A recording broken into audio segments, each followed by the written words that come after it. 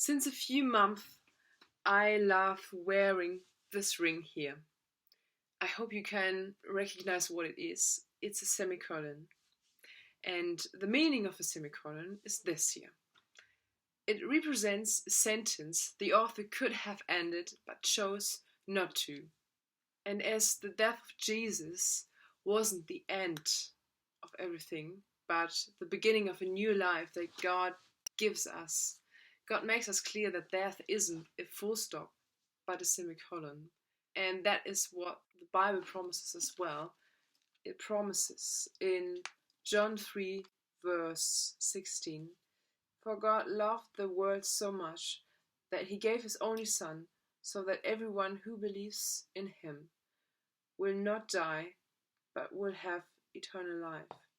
And this symbol also means that the author can create this other part of the sentence in a new way, with another structure, and even with a new thought.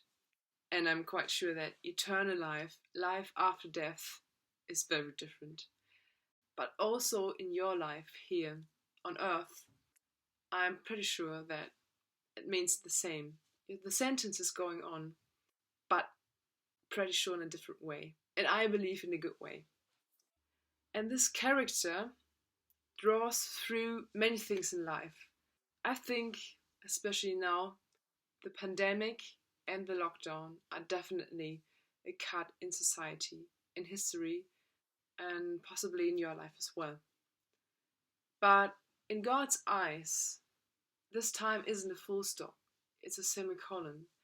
It's the start of something new. He wants to write this story with you now in a different way. But the big question is now, in what way?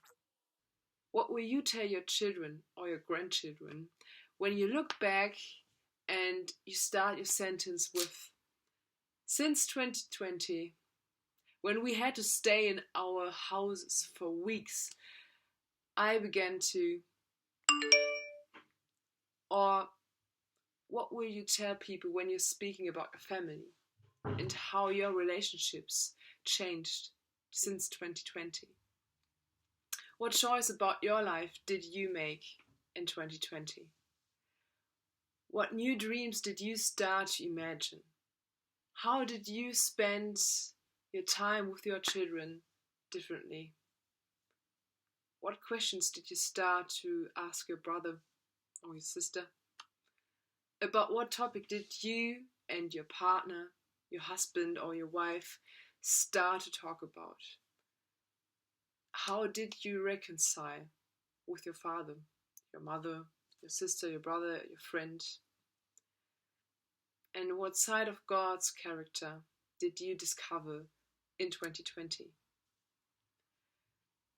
I'm really sorry, I know, that were loads of questions, but the big question that stands behind all this is, what do you and God want to make differently now in this time, in this new part of the sentence?